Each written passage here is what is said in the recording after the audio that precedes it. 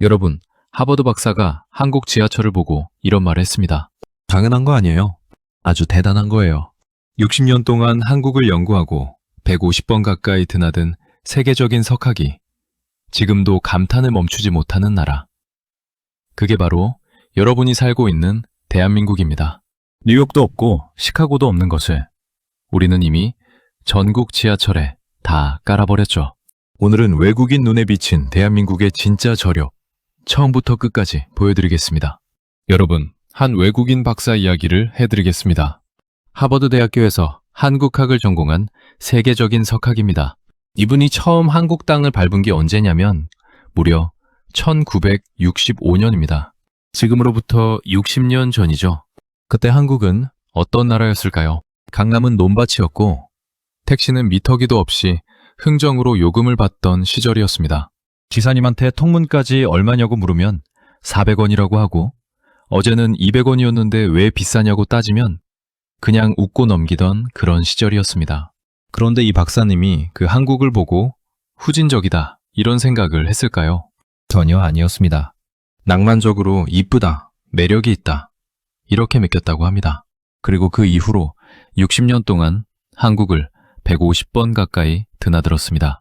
세계적인 석학이 평생을 바쳐 연구한 나라가 바로 대한민국이었던 겁니다.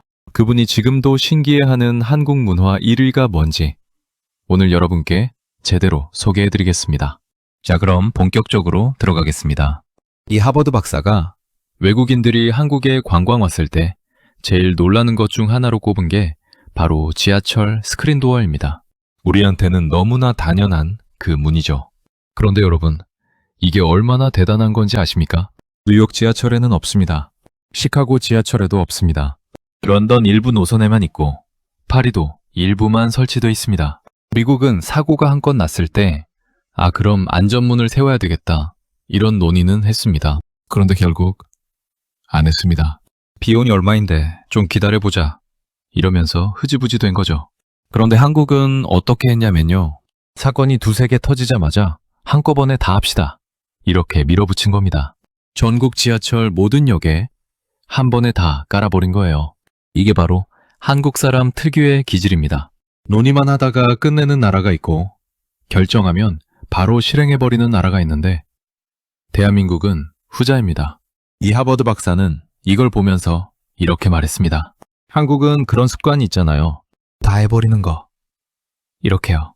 여러분, 이게 칭찬입니다. 세계적인 석학이 한국 사람의 실행력에 감탄한 겁니다. 우리가 매일 아무 생각 없이 타는 그 지하철이 사실은 세계 어디에도 없는 수준의 인프라였던 겁니다. 그럼 이번엔 한국 사람의 정, 그 이야기를 해보겠습니다. 이 하버드 박사가 처음 한국에 왔을 때 지도를 들고 길을 찾고 있으면 어떤 일이 벌어졌는지 아십니까? 모르는 한국 사람이 다가와서 어디 가십니까? 제가 도와드릴까요? 이렇게 먼저 말을 걸었다고 합니다. 그것도 한 번이 아니라 수백 번이나요. 이게 60년 전 이야기냐고요? 아닙니다. 지하철에서 표 사는 기계 앞에 서서 어리둥절해 있으면 직원이 아니라 일반 시민이 다가와서 도와줬다는 겁니다. 이걸 수백 번 경험했다고 했습니다. 물론 요새는 예전보다 조금 냉정해졌다고 하시더라고요. 그런데도 여전히 한국 사람 도와주는 거 잘한다 이렇게 말씀하셨습니다. 여러분 생각해보세요.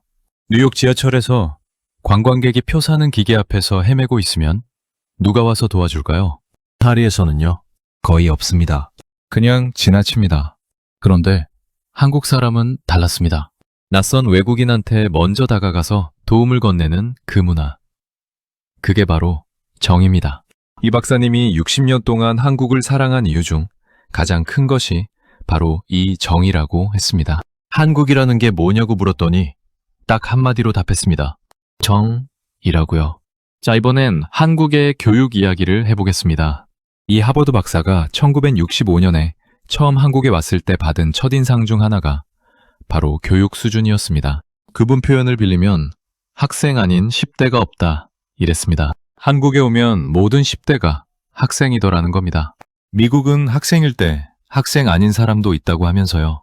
이게 60년이 지난 지금도 변함이 없죠. 한국의 교육열은 세계가 인정하는 수준입니다.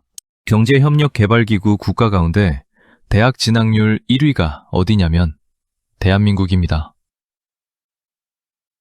전 세계 어느 나라와 비교해도 이 교육에 대한 열정은 따라올 수가 없는 수준이죠. 이 박사님은 이걸 한국의 정체성이라고 표현했습니다. 한국이라는 나라를 규정하는 핵심 키워드가 교육이라는 겁니다. 한국 가족 문화에 대해서도 박사님은 감탄을 했습니다. 우리는 세계 성인의 후손이다. 이러면서 족보를 꺼내 보여주는 문화가 너무나 인상적이었다는 겁니다. 그래서 직접 족보를 공부하기 시작했고 8고조도까지 거의 다 정리해 놨다고 하더라고요. 300~400년을 거슬러 올라가는 족보를 컴퓨터에 저장해 놓고 자랑스럽게 보여준다는 사람이 하버드 박사입니다. 여러분, 이게 얼마나 대단한 문화입니까? 이번엔 한국의 발전 속도 이야기를 해보겠습니다. 이 하버드 박사는 이런 말을 했습니다. 완전히 다른 나라예요. 라고요. 1965년의 한국과 지금의 한국을 비교했을 때 나온 말입니다. 그때 강남은 논밭이었습니다. 지금 세계에서 땅값이 가장 비싼 지역 중 하나로 꼽히는 그 강남이 불과 60년 전에는 그냥 논밭이었다는 겁니다. 한강은 어떻습니까? 70년대에는 오염이 너무 심해서 헤엄도 못 칠 정도였습니다. 이 박사님이 직접 그 시절 한강에서 수영을 했는데 나중에 완전히 오염이 됐더라고요. 이렇게 말씀하셨습니다. 그런데 한국 사람들이 어떻게 했냐면요. 오염원이 어디서 나오는지 다 추적해서 공장에 벌금을 매기고 정화 작업을 했습니다. 그리고 지금 한강은 어떻습니까? 외국인들이 한국 오면 꼭 가보고 싶다고 줄을 서는 명소가 됐습니다. 60년 만에 논밭이 세계적인 도시로, 오염된 강이 세계적인 명소로 바뀐 겁니다. 이 박사님 사모님이 이런 말을 했다고 합니다. 텔레비전에서 보는 한국은 내가 아는 한국이 아니야. 그래서 다시 가고 싶지 않다고요. 머릿속에 기억한 한국을 보존하고 싶다는 거죠. 그만큼 한국의 변화가 상상을 초월하는 수준이라는 겁니다. 자, 이번엔 한국 예의, 문화 이야기입니다. 이 하버드 박사는 한국의 예의 문화를 아주 높이 평가했습니다. 미국 학생이 수업 시간에 방학 동안 재밌었냐는 선생님 질문에 네 라고 짧게 대답했는데 한국 유학생은 어떻게 했냐면요. 자리에서 일어나서 네 라고 답했다는 겁니다. 이게 미국 학생들한테는 굉장히 어색하게 보이는 문화죠. 근데 이 박사님은 이걸 답답한 게 아니라 아름다운 것으로 봤습니다. 상대방을 존경하는 마음이 몸에 배어있는 문화. 그게 바로 한국이라는 겁니다. 또 박사님이 아주 인상 깊게 이야기한 분이 있는데요. 같은 대학에서 한국어를 가르치는 한국인 교수님이었습니다. 매주 화요일마다 학교 특강에 빠짐없이 참석하는 분인데 왜 매번 가시냐고 물었더니 딱 한마디를 했답니다. 사람 되려고요. 라고요. 이 하버드 박사는 이 말을 듣고 기가 막혔다고 했습니다. 미국은 모든 사람은 이미 사람이다. 이게 기본 전제거든요. 그런데 한국은 사람이 되려고 노력한다는 겁니다. 이 차이가 얼마나 깊은 철학적 차이인지 아십니까? 한국 사람은 태어나서 죽을 때까지 더 나은 사람이 되려고 끊임없이 노력하는 민족입니다. 이게 한국의 진짜 저력입니다. 이번엔 한국 음식 문화 이야기를 해보겠습니다. 이 하버드 박사가 가장 좋아하는 한국 음식이 뭔지 아십니까? 갈비와 냉면입니다. 냉면은요, 외국인들이 한국에 와서 가장 이해 못하는 음식 중 하나입니다. 차가운 국물에 질긴 면. 이게 처음엔 정말 낯설거든요. 그런데 이 박사님은 냉면을 어떻게 평가하냐면요. 집의 솜씨를 평냉으로 판단한다. 이렇게 말씀하셨습니다. 평양냉면의 맛으로 그 집의 음식 수준 전체를 가늠한다는 겁니다. 이미 완전히 한국 사람이 된 거죠. 그리고 식학에 가위 이야기도 나왔습니다. 고기를 가위로 자르는 게 안 이상하면 한국에 너무 오래 있었던 거다 라는 농담이 있었는데요. 이 박사님 집에는 이미 식탁 가위가 있다고 하셨습니다. 아주 편하거든요. 이러시면서요. 화장실에 휴지가 있는 게 안 이상하면 한국에 너무 오래 있었던 거다. 이런 농담도 했는데 이 박사님은 이제 이런 것들이 하나도 이상하지 않다고 하십니다. 60년 동안 한국 문화에 완전히 녹아든 거죠. 한국 음식, 한국 문화, 한국 사람.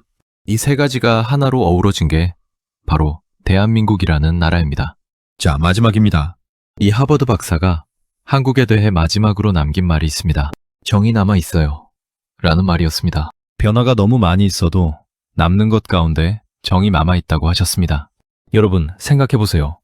이분이 60년 동안 150번 가까이 한국을 드나들면서 가장 기억에 남는 것이 첨단 인프라가 아니라 정이라고 했습니다. 스크린도어도, 빠른 발전 속도도, 높은 교육열도 아니라 사람 사이의 정이라는 겁니다. 그리고 이 박사님은 한국에 올 때마다 사모님한테 같이 가자고 한다고 했습니다. 그만큼 편한 나라라는 겁니다. 세계적인 석학이 제2의 고향이라고 부르는 나라. 그게 여러분이 살고 있는 대한민국입니다. 우리는 종종 이걸 잊고 삽니다. 너무 익숙해서, 너무 당연해서요. 그런데 외국인의 눈으로 보면 이 나라는 기적입니다. 60년 만에 논밭이 세계적인 도시가 됐고, 오염된 간이 세계인이 찾는 명소가 됐고, 사고가 나면 전국에 다 해버리는 실행력으로 세계 최고의 지하철을 만들어냈습니다. 이게 대한민국입니다. 여러분이 그 기적의 주인공입니다. 오늘도 이 나라에서 살아가고 계신 여러분, 자랑스러워 하셔도 됩니다.